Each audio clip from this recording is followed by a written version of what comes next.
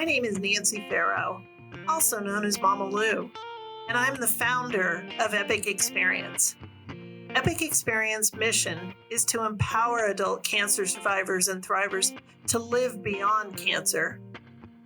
I hope that as you listen to Campfires of Hope, Living Beyond Cancer, you find hope, healing, and empowerment. Through stories and education, we aim to guide those impacted by cancer, and more importantly, offer love and support to anyone out there who needs it. This is Beyond Cancer.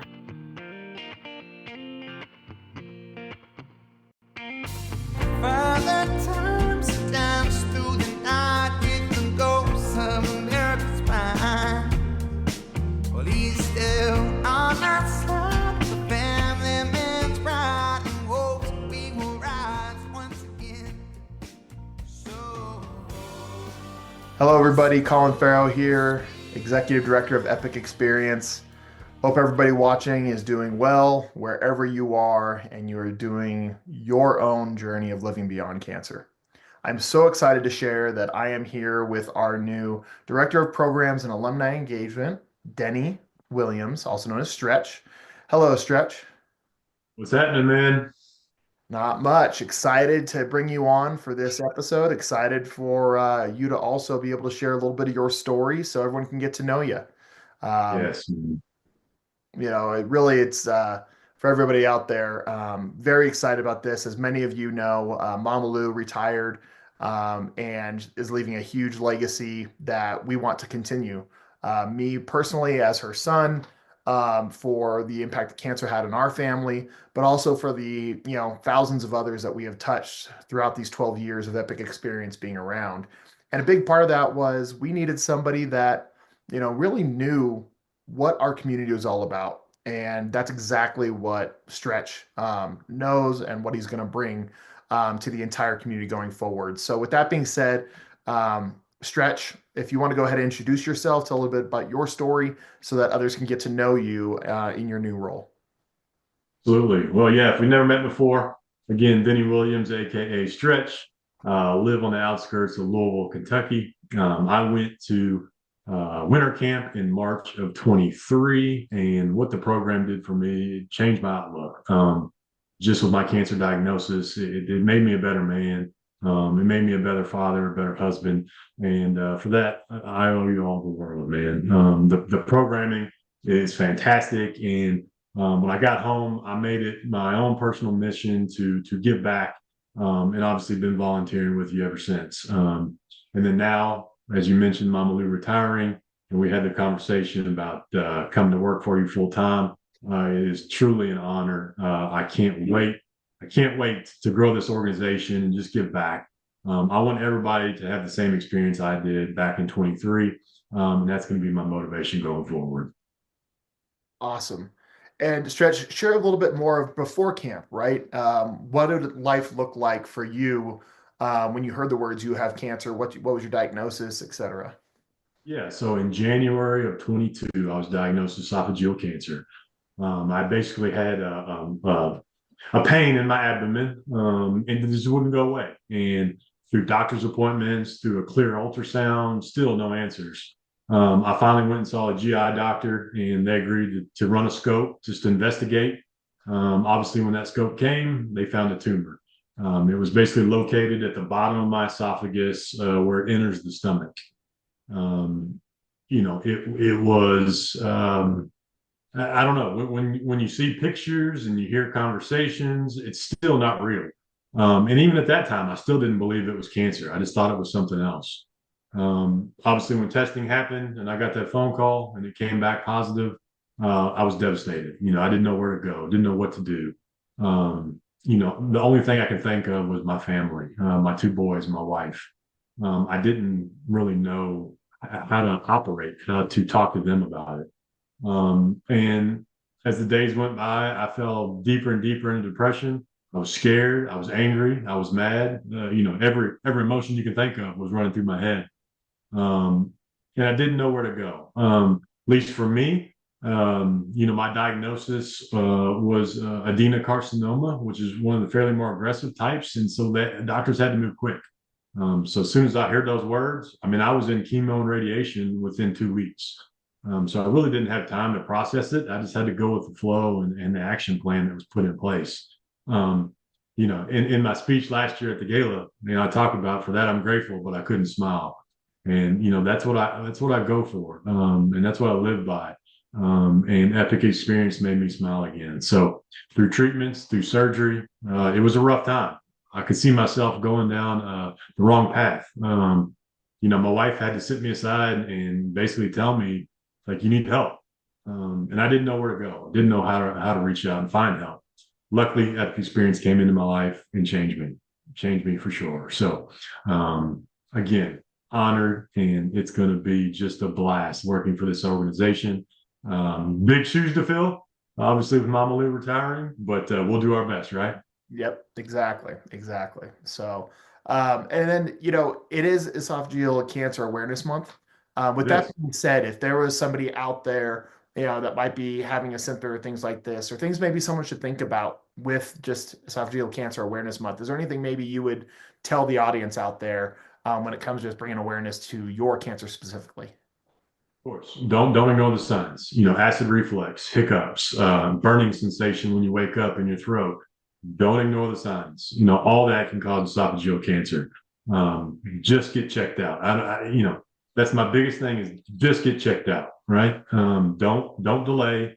Go in, see a doctor. It probably is nothing, but it's better to get those words. At least for me, I caught mine in time. Before I hit a stage 4 diagnosis, my tumor was isolated to one spot. It hadn't affected the surrounding areas. So I caught mine in time, and the survival rate and the chance of reoccurrence and a chance of, no evidence of disease skyrockets the earlier you can catch it.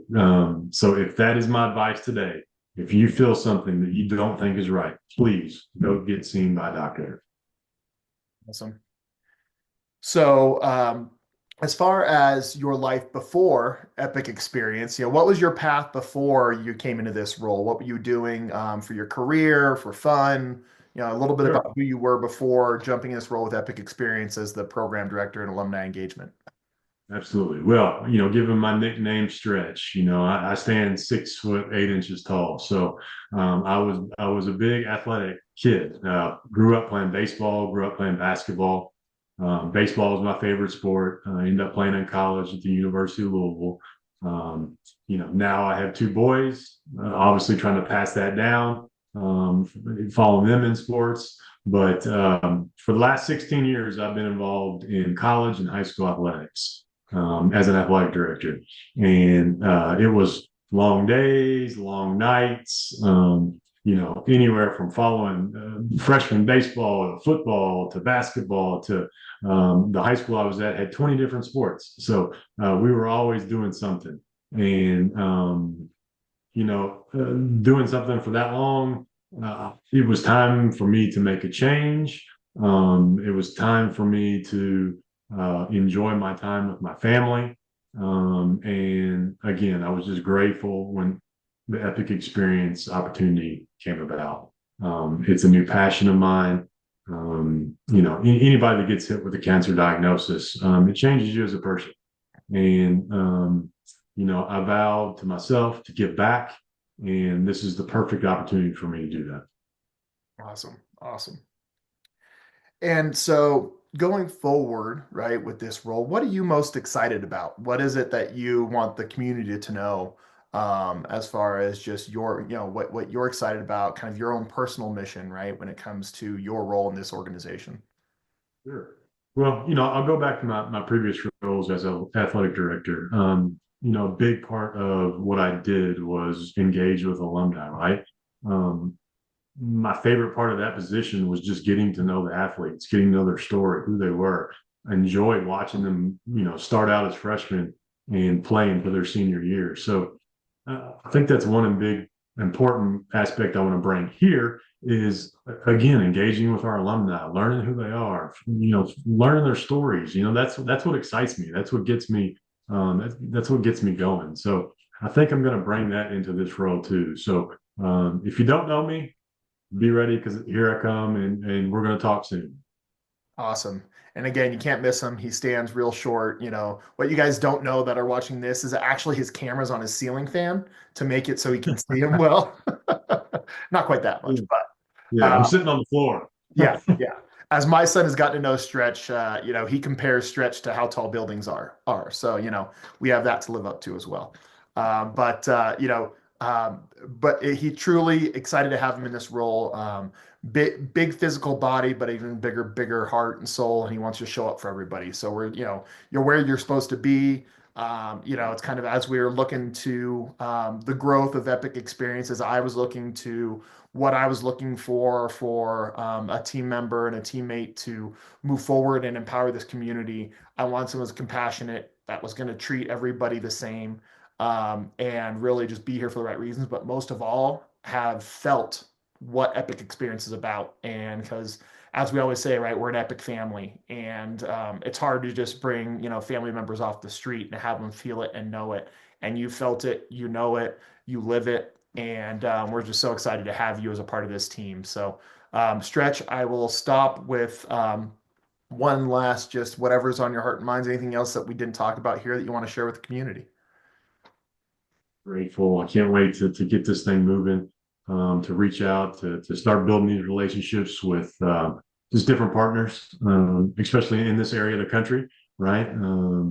So I can't wait. And again, so very thankful to the Farrow family, to Mama Lou for her vision, and obviously to the past, present, and what could be future Epic Experience participants. We're going to continue this thing for a long time. And again, just blessed to be here. So thank you. Thank you. And lastly, I should also ask, as we say on our podcast, when our awesome volunteer host Sunshine interviews all of our folks, the real important question within these platforms when we do an interview is, when it comes to marshmallows over the campfire, low and slow or quick and crispy? See, I'm a quick and crispy guy. I don't want to wait around. When I want to eat something, I'm ready to do it. So quick and crispy. You got to have a little texture. Give it to me now. I want it. Okay, perfect. So we all know that he's ready to move in this role as well. He's not patient. So I will take that as well. Stretch, that's right. Excited to have you. I'm excited for the community to get to know you a little bit through this interview and more with interactions that you will have both individually and community-wide. So again, welcome to the team. And we will continue to grow this organization together and impact the lives of many that are facing, cancer, whether you're a caregiver, thriver, or survivor. Know that we have a place for you, and myself, Stretch, and the rest of our team and volunteers are here for you. So Stretch, thank you. Thank you. Absolutely. Let's do this. All right. Bye, everybody. Have a great day. Take care.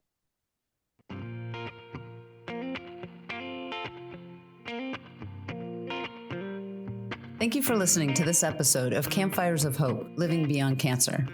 For more information about Epic Experience and our programs, or to donate, please visit our website at epicexperience.org. Music for this podcast is provided by Moonshiner Collective. If you enjoyed this episode, please rate and review us so we can share our story with more people. Also, be sure to subscribe wherever you get podcasts so you'll know when new episodes are released. We hope you come back and join us for our next episode.